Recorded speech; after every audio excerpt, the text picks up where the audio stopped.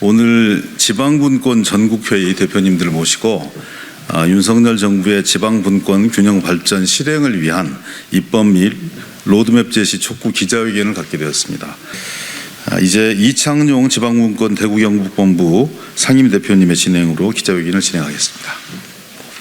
저희 지방분권 전국회의는 그동안 우리 한국 사회의 분권, 자치 이런 주제를 갖고 또 이 분권 자치를 제대로 할 때만이 우리 한국 사회의 실질적인 발전이 가능하고 또 한국 사회가 당면한 여러 가지 난제들을 해결할 수 있다는 그런 신념을 갖고 20년 동안 활동해 온 단체입니다. 그래서 오늘 기자회견은 윤석열 정부에서 특별법안을 지방자치분권 및 지역균형발전 특별법안을 정부안으로 제시했습니다마는 내용적으로도 여러 가지 좀 불비함이 있고 또 지역에 당면한 지역 소멸 또 대학 위기 그 다음에 청년 유출 이런 문제에 대해서 지금 특별법이 과연 이 문제를 해결할 수 있을까라는 측면에서 아직 한계가 많다고 저희들은 보고 있고 그런 의미에서 특별법을 상당한 수준으로 개정을 해서 국회를 통과하고 그걸 좀 더 속도감 있게 조속히 좀 추진하기를 기대하는 차원에서 오늘 기자회견을 마련했습니다. 그러면 먼저 발언을 두 분이 하실 텐데요. 일단 박재율 지방분권 균형발전 부산시민연대 상임대표님께서 먼저 1차 발언을 하시겠습니다. 우리나라는 지금 국민 총생산 규모로 세계 10대 경제 대국입니다. 바로 이웃인 일본이 한때는 미국을 추월한다고 했는데 지금은 사실상 정체 상태에 있습니다. 또 유럽에서는 프랑스가 가장 혁신이나 발전이 상대적으로 더딥니다. 두 나라 다 선진국 중에서 공통으로 중앙 집권 그리고 수도권 집중이 강한 나라입니다. 그래서 일본은 이런저런 조치를 취하다가 올해 들어서 도쿄 수도권에서 수도권 밖으로 이주하는 주민에게 자녀 1인당 우리 돈으로 1,000만 원이란 가까운 돈을 지불하기로 하는 이런 정책까지 지금 내놓고 있습니다. 프랑스도 아시다시피 헌법 개정까지 하면서 수십 년 동안 지속적으로 균형발전과 지방분권을 지금 추진하고 있습니다. 우리나라도 20년 전부터 노무현 정부 때부터 지방분권과 균형발전을 본격적으로 추진한다고 했습니다만 여전히 우리는 이 자리에서 전국의 대표들이 모여서 기자회견을 해야 합니다. 일본도 중앙집권이 심하고 집중이 심하다 해도 수도권 인구가 30%대입니다. 프랑스는 18%대입니다. 20%도 되지 않습니다. 그런데 우리는 50%가 넘었습니다. 세계 10대 경제 대국이면서 세계 최고의 저출생 고령화 국가로서의 위기를 맞이하고 있습니다. 윤석열 대통령은 지방시대를 누누이 강조하고 있습니다. 그리고 어디서나 골고루 잘 사는 지방시대를 국정목표로 제시했습니다. 그런데 현실에서는 반도체 발전을 빌미로 해서 관련 학과 수도권 대학 인원 정원이라든지 또 최근에 부산, 울산, 경남의 특별연합이 좌초되는 상황에서 국가 차원에서의 어떤 적극적인 움직임도 보이지 않는 등 실제에 있어서는 말과 다르게 과연 이것이 지방시대인가 하는 의구심을 가지지 않을 수 없습니다.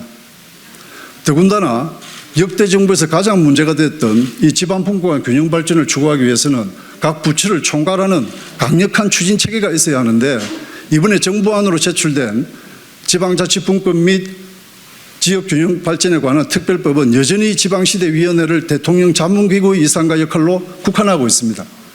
지난 정부 때 문재인 대통령이 집권 초기에 연방제에 준하는 분권, 참여정부보다 더 강력한 균형발전을 누차 강조했습니다만 기대에 미치지 못했습니다.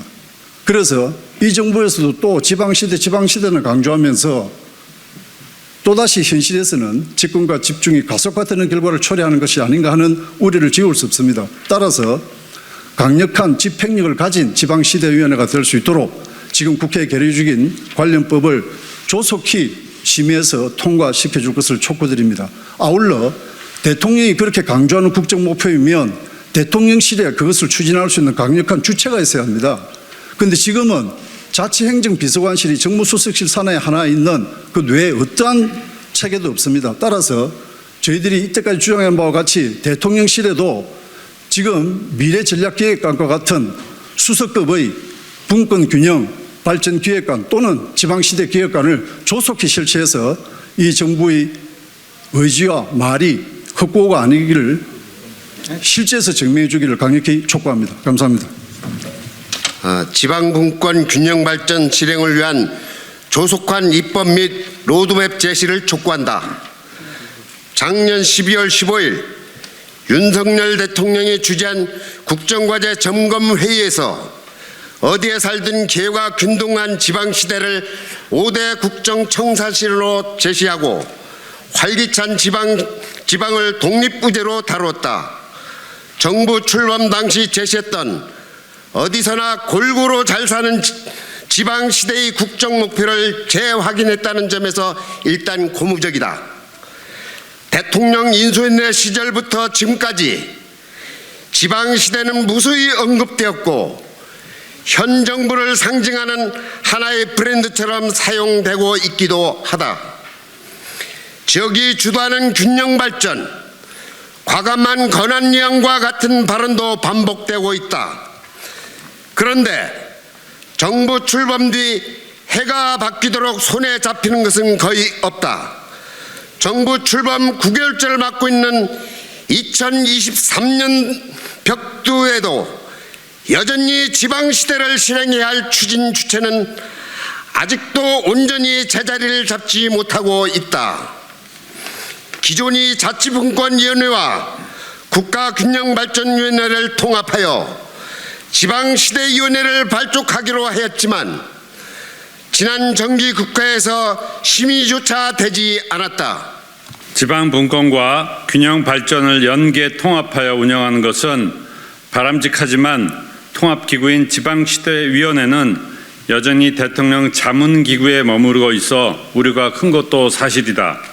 관련 법안인 지방자치분권 및 지역균형 발전에 관한 특별법의 입법 예고 기간에 지방분권 균형 발전을 위해 전국의 시민사회단체와 학계, 전문가, 지역 언론 등이 연대하고 있는 지방분권 전국회의는 분권균형발전부 형태의 부총리급 집행부서의 추진 주체를 제안한 바 있다. 이는 이미 역대 정부 동안 줄곧 제기해왔던 것이고 현 정부 인수위원회 시절 지역균형발전 특위에서도 깊숙이 논의되어 언론에 공개되기도 했지만 결국 반영되지 못한 매우 안타깝다. 그래서 정부 안으로 국회에 제출되어 있는 특별법안이 가진 문제점을 보완하여 특별법 대안을 입법화해야 할 것이다. 여당인 국민의힘은 핵심 국정 목표를 구체화하기 위해 최우선적으로 입법에 발벗고 나서야 한다. 야당인 민주당 역시 국회 다수당으로서 능동적으로 입법에 나서야 한다. 지방분권 균형 발전은 여야 간 정치적 쟁점 사안이 아니지 않는가.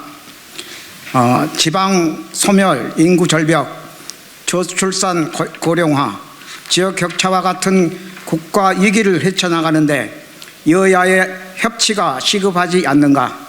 집행력이 강화되는 방향으로 지방자치 분권 및 지역균형 발전에 관한 특별법의 심의 통과를 국회에 촉구한다. 한편 지난 국정과제 점검회의에서는 국가균형발전위원장은 권한 이양과 공공기관 이전, 지역 경제의 활력을 불어넣는 특구 지정, 질 좋은 교육의 확대 등을 제시하였는데 이는 이미 인수위원회 시절 발표했던 내용들이다. 이제 자치입법, 자치조직, 자치재정, 자치경찰, 주민자치 등 구체적인 분권의 방향과 내용, 공공기관 이전 대상과 추진 일정, 메가시티와 같은 초광역 지방정부 구축 등에 대한 구체적인 추진 계획을 조속히 제시할 것을 촉구한다. 현재 추진 주체인 지방시대위원회는 발족이 늦어지고 있기는 하지만 지방분권 발전은 대통령의 거듭되는 추진 의지 천명에 그치지 않고 실제 정책으로 제시되어야 할 중차대한 시기이다. 그런 점에서 지방분권 균형 발전 추진 주체의 한계를 극복하고 명실상부 지방시대를 실행하기 위해 대통령실에 분권균형 발전수석실과 같은 기구를 설치하는 특단의 대책을 거듭 촉구한다. 2023년 1월 12일 지방분권 전국회의 이하 일동입니다. 감사합니다.